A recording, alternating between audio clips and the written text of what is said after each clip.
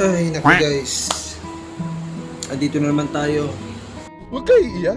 Kwentuhan na naman tayo ngayong taon na to.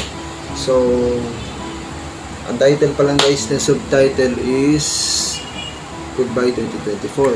So, masasabi ko lang guys, lahat ng mga viewers natin dito sa ating channel is thank you sa lahat ng mga nag-follow, and thank you sa mga nagmahal na channel natin since nagsisimula tayo 2019.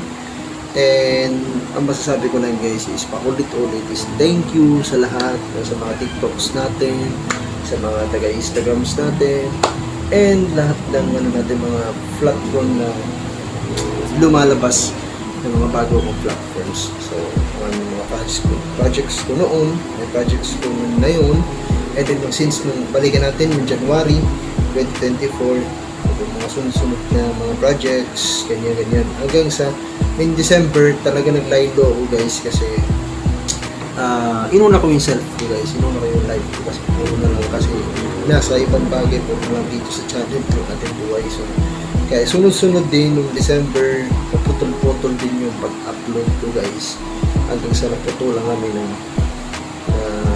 hindi kami naputulan guys, tipong parang natanggal lang ng hangin yung isang part ng hindi namin alam po sa quiet guys, ganyan.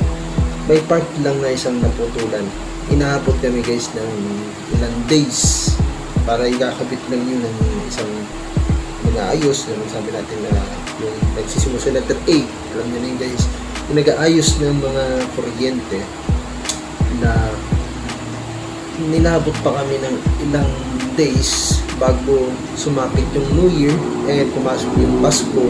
Nag-suffer kami naggabi, isang gabi, or sinabi natin inabot ng 4 na gabi na para kang pinangungot guys na hindi mo alam, lagi kang pamaypay, lagi kang gamit. Yung pinaka-worst na nightmare sa buong buhay mo guys is yung first bangot guys is yung tipong mawalan ka ng mga gusto mong gawin na hindi mo magawa since nung walang camera.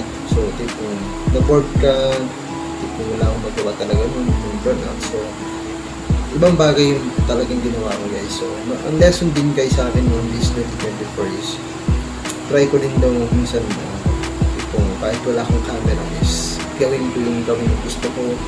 Kasi life's too short guys para mabuhay dito sa world na to, is dapat parang parang nilalakad tayo ng hindi na pwedeng ibalik guys yung ating puntahan, or hindi na tayo pwedeng mag-reverse. Kailangan talagang forward tayo. Gitna yung daan natin, bawal nang bumalik, wala nang babalikan kasi alam nyo na.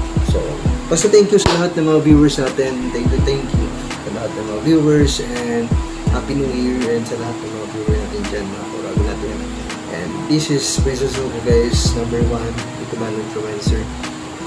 Babalik ulit guys, tabangan nyo sa January. See you sa next video guys. Happy New Year and goodbye 2024. And now, signing off.